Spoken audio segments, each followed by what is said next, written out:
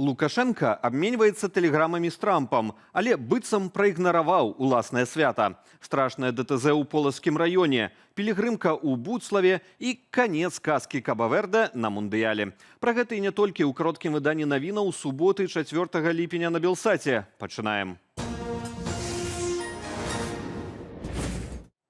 Жэст у адказ Трампу. Лукашенко, які напярэдадні атрымаў віншаванне ад амерыканскага прэзідэнта з нагоды афіцыйнага дня незалежнасці Беларусі, сёння павіншаваў Дональда Трампа з галоўным святам ЗША ды 250-годдзям утварэння краіны. У віншавальным слове, як паведаміла прэс-служба кіраўніка Беларусі, ён выказаў захапленне амерыканскаю эканомікай, дасягненнямі навукі і медыцыны. Не абышлося і без персанальнай ліслівасці.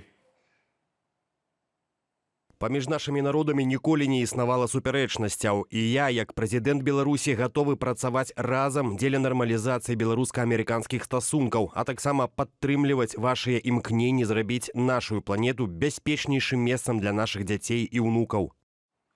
У чэрвені Лукашенко ў інтэрв'ю тэлеканалу «Аль-Арабія» заявіў, што не выключае сустрэчы з Дональдам Трампам на чарговым паседжанні Рады міру ўвосень. Аднак ён не хоча абмяркоўваць толькі палітвязняў. Паводле Лукашэнкі гэта не будуць глобальныя дамоўленасці, але ж умовы для паляпшэння стасункаў паміж краінамі мусяць быць, цытата, усёабдымнымі. Прызначаны жа сабою Дзень незалежнасці Лукашенко публічна быццам праігнараваў. Ён так і не з'явіўся ні на адной з імпрэзаў. Раніцаю замест яго ля кургану славы выступаў дзяржсакратар Савету бяспекі Александр Вальфовіч, а ўвечары на гала-канцэрце ля стэлы ад імя кіраўніка Беларусі удзельнікам перадалі толькі букеты. Паўплывала на адсутнасць Лукашэнкі на святкаваннях ягоная так званая працяглая камандзіроўка, з якой ён вярнуўся ноччу 3 ліпеня. Такое меркаванне ў эфіры студыі «Белсат» выказаў кіраўнік Інстытуту даследаванняў бяспекі імя Касцюшкі Вадзім Мажэйка. Відавочна, палітычна няма ніякіх бонусаў ад таго, што ён прапускае гэты дзень, сам прапускае сваё ж пад сабе напісанае свята. Але той момант, калі так, старому стомленаму чалавеку свой камфорт часам важней за нейкі такі палітычны бенефіт. І фактычна так чыноўнікі бачаць, што ягоныя функцыі, як то і бывае з тымі уладарамі, якія вельмі доўга сядзяць, усё часцей ягоныя функцыі выконвае ягонае атачэнне. Афіцыйны дзень незалежнасці маштабна адзначылі ў розных рэгіёнах краіны. Акрамя традыцыйных вайсковых шэсцяў з аркестрам, канцэртаў і гандлёва-забаўляльных пляцовак, сёлета былі і не зусім тыповыя імпрэзы. Напрыклад, дэфіле парасонаў. Кадры святкавання глядзім разам без каментара.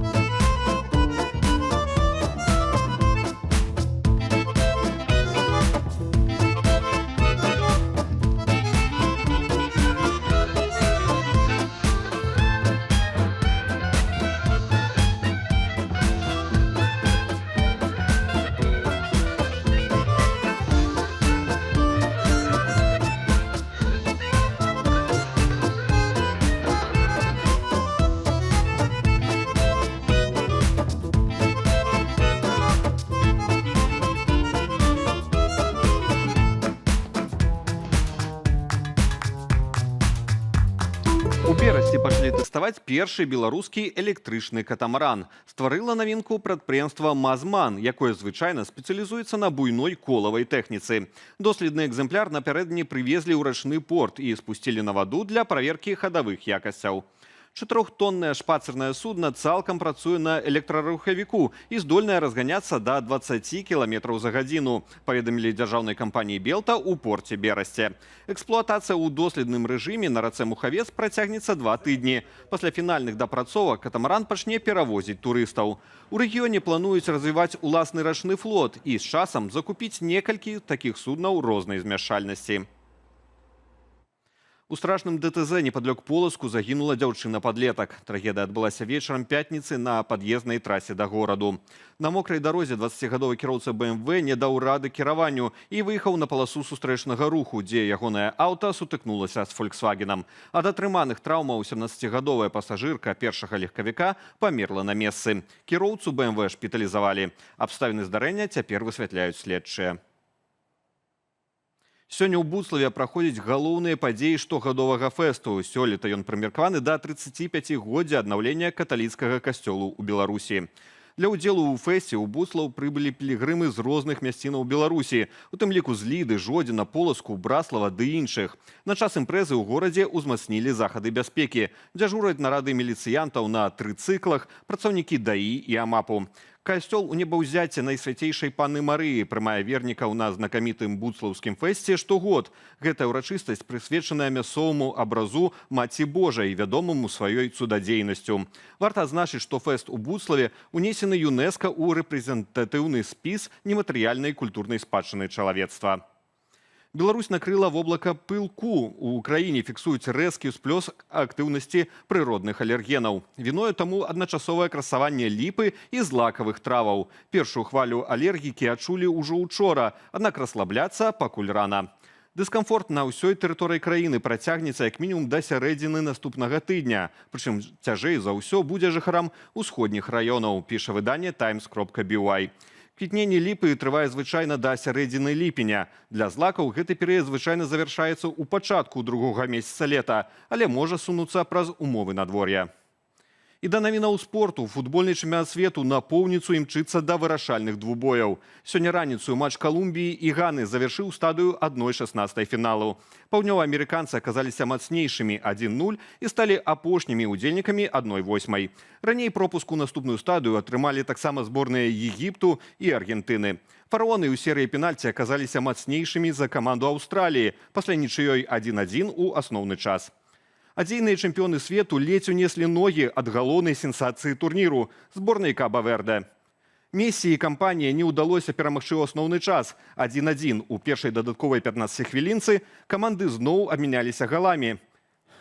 Але ў апошнім экстратайме Аргентыне ўдалося вырваць перамогу, хоць Каба-Верде і мела шансы зраўняць лік.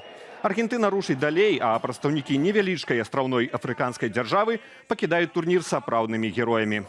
А ўжо сёння на мундыяле стартуе стадыя 1/8. Адзін з гаспадароў турніру, каманда Канады, сустрэнецца з Марока, а зборная Парагваю паспрабуе даць бой аднаму з фаварытаў мундыялю зборнай Францыі.